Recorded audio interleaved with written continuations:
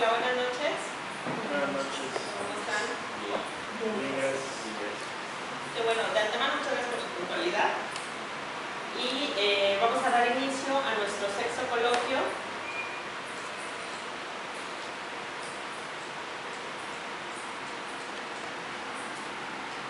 Ok, hoy no se ve. Entonces, el día de hoy corresponde a actos lingüísticos. ¿Alguien tiene idea de lo que significa qué es un acto lingüístico? Hola. Ajá. ¿Algo más? ¿Alguien más? Platicar, ¿no? O sea, hablar y que te respondan. Ok, sí son actos del habla, ¿no? Que vamos a ver con más detenimiento. Y no sé si recuerdan el segundo principio de la ontología del lenguaje, que lo vimos en nuestro primer coloquio, a los que asistieron. ¿Sí lo recuerdan? ¿Sí? Bueno, este trata básicamente de que el lenguaje no solo describe la realidad, sino que también la crea, ¿no? La concepción tradicional es que el lenguaje sirve para describir un mundo que ya está conformado. Entonces, el lenguaje es nada más como descriptivo. Pero ya vimos en nuestro primer coloquio que no es así. Que el lenguaje también genera una realidad.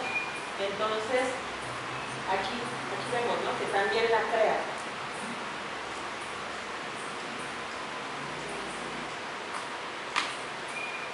Bueno, dentro de los actos lingüísticos tenemos uno que son las afirmaciones. En este tipo de actos lingüísticos la palabra se va a adecuar al mundo. O sea, de alguna forma va a responder a esa concepción tradicional que tenemos. El mundo ya existe y la palabra es la que se va a adecuar a este. Son descripciones de la realidad. Estas pueden ser de tres tipos. Bueno, básicamente verdaderas o falsas, ¿no? Cuando decimos que algo es cierto o que no es cierto. O también hay indecisas. Que indecisas es cuando no sabemos hasta que las verificamos.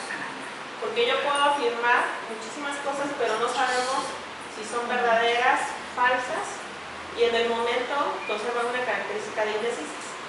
Ahora, estas afirmaciones exigen evidencia, que por lo regular se le llama un testigo. Entonces, si yo digo que hace frío, hay alguien más que está para corroborar o para de alguna forma asentir con esa afirmación. ¿Alguien más se le ocurre otras ideas de afirmaciones? A ver, para ver si quedó así claro el concepto. Es de noche, ¿no? Exactamente. Estamos todos, ¿verdad? Es evidente. Exactamente. ¿Alguien más? Ejemplos de afirmaciones.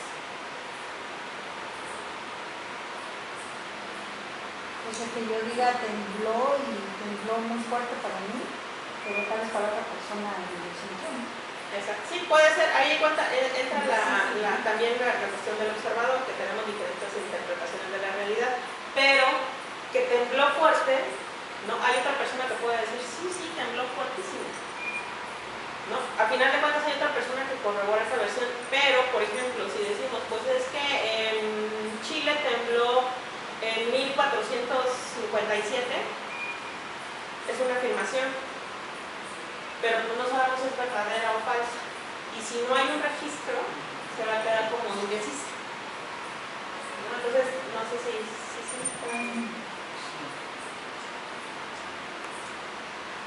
entonces, las afirmaciones tienen que ver con el mundo de los hechos, ¿no? Describen esta realidad. ¿Alguien alcanza a ver qué dice? Hace frío esta mañana. Entonces, la afirmación de la profesora describe o cambia la realidad. La describe, ¿no? Porque el día que hace frío no necesariamente, o sea, es descriptiva, aunque podría cambiarla. Aquí, de alguna forma, difiero de esta imagen, porque si yo voy y me pongo un suéter, ¿qué pasa? Estoy cambiando la realidad. Entonces ahí también el lenguaje está generando una acción. Si nada más es una forma descriptiva, se va a quedar en eso, en que hace frío esta mañana. Pero podría yo ir por mi suéter o no salir, ¿no? Hay bloqueos hoy, entonces ya no salen, ¿no? O sea, ahí es cuando el lenguaje cambia la realidad, ¿no? Nuestro mundo. Ahora, no es como un cambio así, ¿no? Impactante, pero está generando acciones, eso es lo relevante. Obviamente si se van magnificando, ¿no? Si lo dice una conductora de televisión, entonces ya va a cambiar la realidad de todo el país, ¿no? O al menos de los que la estén sintonizando y se quieran precaver e ir por un suerte.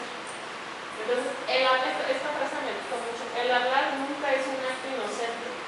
Cada acto lingüístico se caracteriza por involucrar compromisos sociales diferentes, ¿no? A veces hablamos indiscriminadamente y no medimos el impacto de nuestras palabras. Entonces, bueno, lo vamos a ir viendo progresivamente en el coloquio de hoy y en el siguiente. Cuando afirmamos algo, nos comprometemos con la veracidad de nuestras afirmaciones ante la comunidad que nos escucha. Eso es una cuestión como de veracidad, ¿no? De nuestra palabra. Entonces, si decimos afirmaciones que no pueden ser validadas o que nos damos cuenta que no coinciden con la realidad, pues vamos a generar duda, ¿no? en las personas que escuchan nuestras afirmaciones. Entonces, por eso, uno de los 4 acuerdos, eso sí, del libro, es el de ser impecable con tus palabras, ¿no? Entonces, es como, va relacionada con esta parte. Y luego están las afirmaciones y por otro lado están las declaraciones. En las declaraciones, el mundo, o sea, al contrario de las afirmaciones, aquí el mundo se adecua a la palabra y la palabra genera una realidad diferente. Entonces, aquí es así como lo importante del lenguaje y de cómo va a ir cambiando nuestra realidad. Después de haberse dicho lo que se dijo, el mundo ya no va a ser el mismo. Este es transformado por el poder de la palabra. Entonces, esta es una declaración, bueno, un poco entre 2 personas, ¿no? Hay declaraciones a nivel masivos, como no sé, la declaración de la independencia. Entonces, la declaración de la independencia obviamente transformó la realidad de una magnitud mucho mayor. Pero, por ejemplo, ¿quién me puede leer? Traducido. ¿Casas conmigo? Te casas conmigo, ¿no? Entonces, esa es una declaración que va a cambiar la vida de varias personas, ¿no? Principalmente de ellos 2, pero de las familias, ¿no? De todas las personas que estén involucradas. Hasta del organizador de bodas. Oye, ¿y ahí aplica el vivos se los llevaron, vivos los queremos? Pues sí. Sí. También. Todos los actos lingüísticos.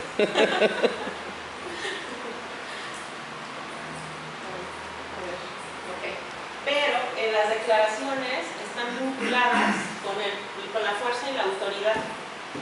Son válidas o inválidas según el poder de la persona que las hace. Por ejemplo, pues tenemos un juez.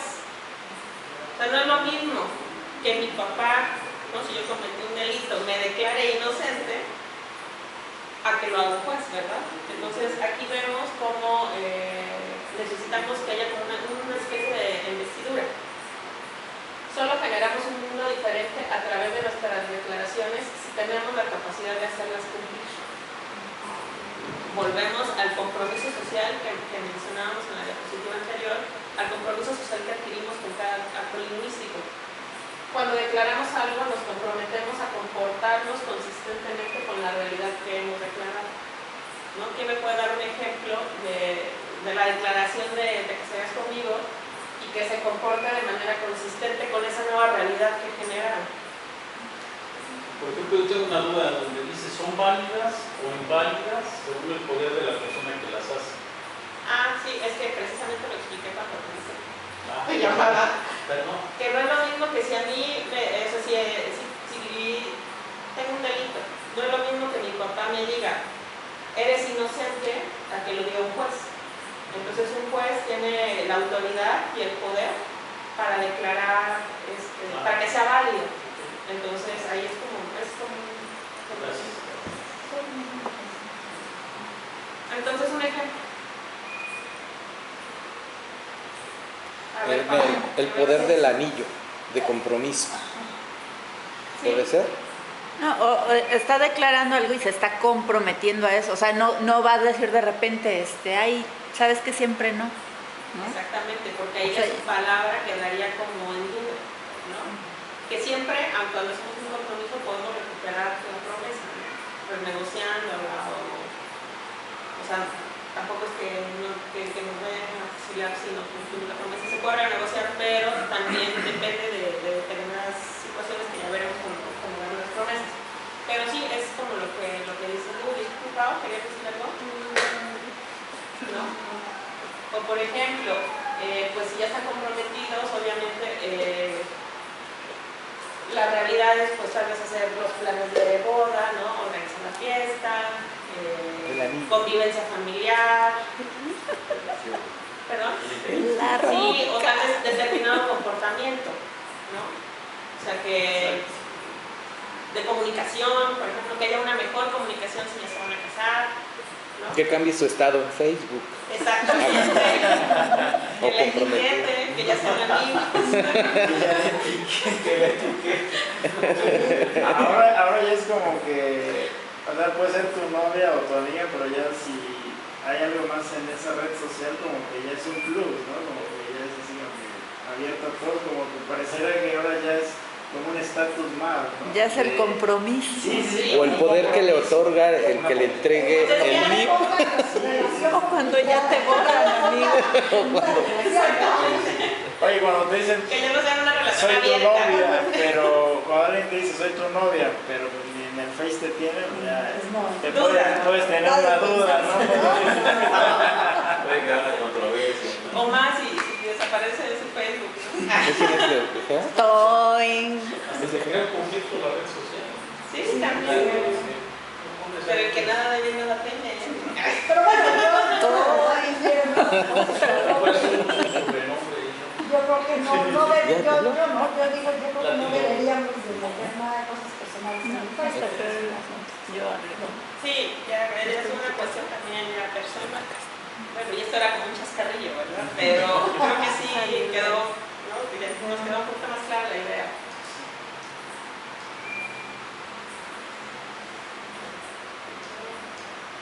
Esta cosa camina de lo que quiere.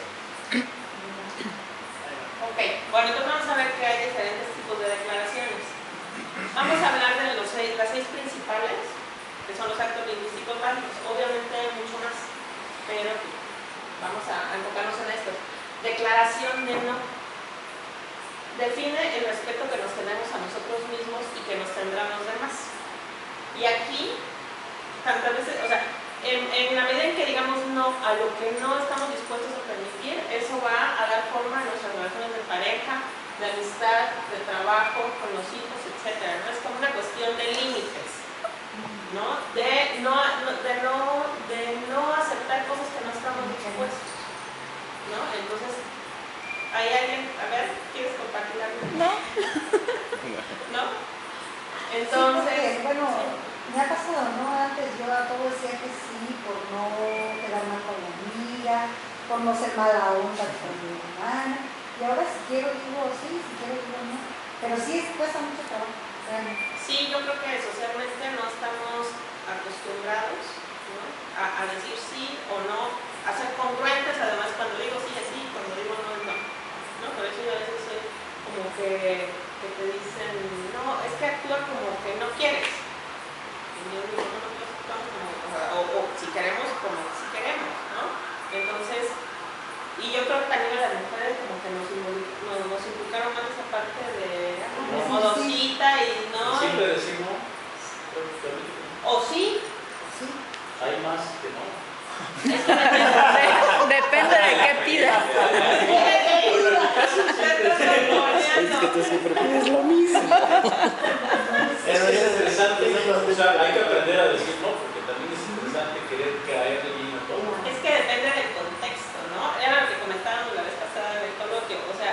tenemos que aprender a decir que sí en algunas cosas y aprender a decir que no en otras. O sea, depende mucho de la historia personal, ¿no? Del tipo de observador que somos, al final de cuentas. Es que hay gente que no sabe decir no.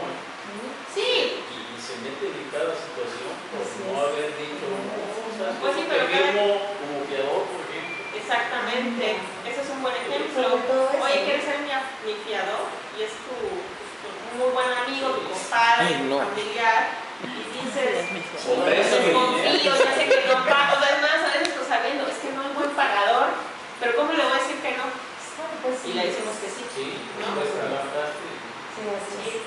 Entonces, Cuando Sí, te a mí. pide dinero, sí, cuando te piden también. No, no doy avales ni fiadores a ninguna Entonces, por ley de mi vida. claro. Entonces, ha de ser algún problema. Bueno, entonces aquí también hay que reflexionar y ver a qué no hemos dicho que no.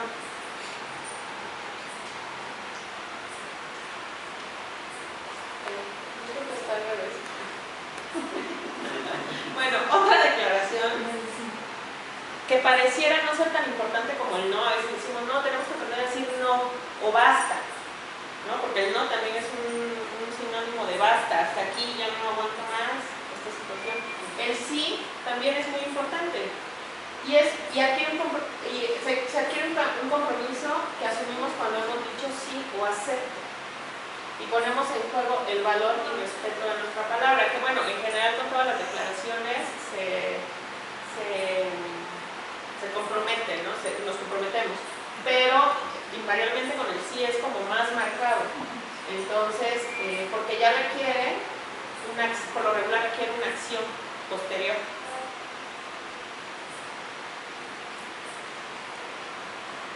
Declaración del no sé. Recuerdan que en uno de los coloquios vimos que no sabemos que no sabemos, ¿no? Entonces está relacionado porque a veces por orgullo, ¿no? O por imagen o por varias razones no declaramos no sé, y entonces esto nos cierra la posibilidad de aprendizaje, porque en lugar de admitir que no podemos poseer todo el conocimiento del mundo y que alguien más puede enseñarnos algo, en lugar de decir no sé, me pongo a estudiar antes del coloquio. Pues sí. ¿No? Entonces, Y es falta de humildad.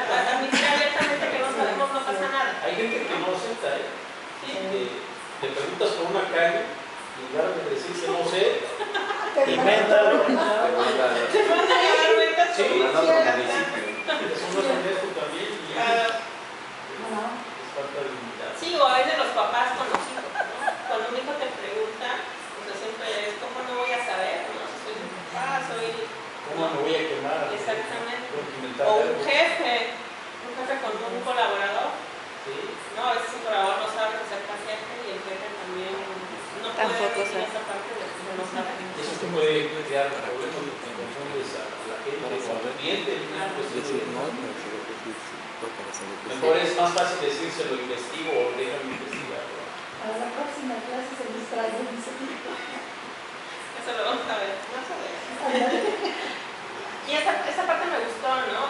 Declarar no sé es una fuerza motriz muy poderosa en la transformación personal y creación de quién somos. Porque también el admitirnos a nosotros mismos que no sabemos algo nos impulsa a aprender, a mejorar, a cambiar determinadas situaciones que ya tenemos establecidas, ¿no? Y entonces aquí, ¿no? Yo solo sé que no sé nada, que decía Sócrates. Entonces, yo tampoco sé nada y no ando presumiendo como Sócrates. Gracias. No, a veces es una palabra que usamos cotidianamente, ¿no? Y ahorita que hice la presentación decía, o sea, cuánta carga hay en palabras tan sencillas y tan cotidianas. Y agradecer a quien cumple con nosotros o hace suyas nuestras inquietudes, o sea, eso me gustó porque la otra persona está como haciendo una especie de empatía con nosotros, O sea, le estamos agradeciendo un hecho que tuvo con nosotros porque fuimos importantes para esa persona y actúa en consecuencia. Nos permite validar al otro y dirigirnos a su propia inquietud de ser reconocido. Entonces también cuando alguien hace las cosas es, o sea, el gracias lo estoy validando como persona y también yo me estoy haciendo parte de sus inquietudes para reconocerlo, ¿no? Y de recibir nuestro aprecio por la atención que fuimos beneficiados. Y esta, no sé si se alcanza a ver. El hierro con el hierro se Afina, y no perfila. Afina, el secante de Samuel. afina, ¿Cómo podemos, a veces, si una persona tuvo un día difícil, ¿no? Y un gracias, a veces le puede cambiar la vida, ¿no? Por ejemplo, no sé si voy a poner ahora ejemplos para los hombres, ¿no? Por ejemplo, si la mujer, ¿no? Llega y está cansada de un día muy difícil de trabajo y el hombre también lo tuvo y tiene una tensión con ella, ¿no? Y entonces el gracias de la esposa para su esposo, o sea, cambia completamente su realidad, ¿no? Como lo que decíamos, exactamente. Entonces está validando al otro, está siendo, o sea, consciente de que la otra persona tuvo una tensión con ella y que, o sea, que se preocupó. pero también es doble, ¿no? Porque si también él está cansado y todavía va y a ella tal vez recibe la cena, por decir, pues es doble, ¿no? Claro. Es doble porque aún cansado tienes el cariño. Sí, y aquí es esta parte que dice, ¿no? El hierro con hierro se afila, ¿no? Entonces también hacemos como una especie de círculo virtuoso. Y dice, y el hombre afina el semblante de su amigo, no, de la otra persona. Pero también hay que saber aceptar las gracias, porque muchas veces no aceptamos por o sea, por modestos, no las aceptamos y minimizamos esas gracias. Por ejemplo, te dicen gracias y dice, ay, no, ¿de qué? O no, al contrario, gracias a ti. Pero muchas veces es parte de nosotros de no aceptar ese reconocimiento del que hablas, ¿no? También hay que saberlo aceptar y complacernos y alegrarnos con el gracias, ¿no? Sí, por ejemplo aquí, con lo que dice Ale, aquí no le hemos dado gracias, ¿no? En nuestra vida. Hay gente que no te da ni las gracias.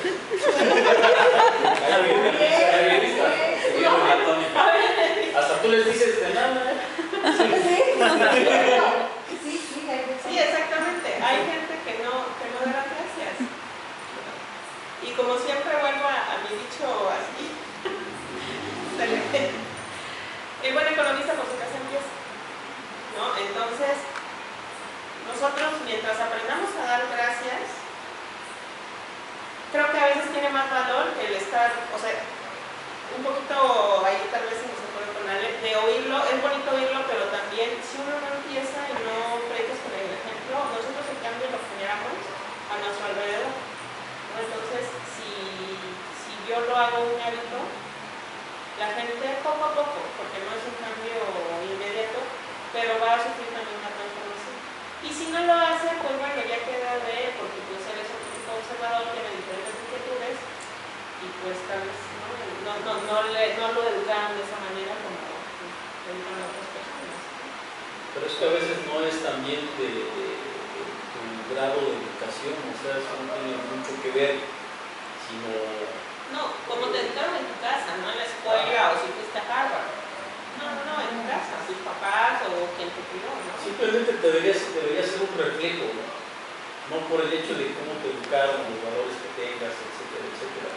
Que sea un reflejo de que si tú das las gracias, pues que la otra persona también te diga, no, gracias a ti, ¿no? O igualmente.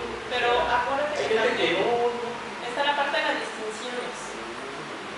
Y si no está dentro de sus distinciones, puede que no lo haga, ni siquiera de mala fe, porque para él no es relevante, ¿no? Porque esa podría ser uno de los motivos. Y también no podemos basar nuestra felicidad, pienso, en la aprobación de los demás o en que actúen como nosotros queramos que actúen. ya depende de cada quien. Yo tengo un ejemplo que va un poquito relacionado con lo que se platica, que tiene que ver con la parte de la cultura. Por ejemplo, nosotros tenemos el hábito, y es como que de gente educada, decir buenos días. Hola, buenos días, ¿qué tal? ¿Cómo estás? Me contaba una persona que vivió en Estados Unidos, estaba en la escuela, y él saludaba a todo el mundo. Y él estaba como un maestro ahí de como que en los dormitorios y lo trajo. Aquí a nosotros eso es molesto, no es educado. A nosotros no nos interesa que nos esté saludando todo el tiempo. Y el cuate se queda así. Sí. Y ahí cambia mucho, ¿no? Entonces él estaba actuando de manera respetuosa, coherente con su realidad, pero estaba chocando con una realidad cultural, ¿no? Entonces, claro. que a veces también... Es cultural también.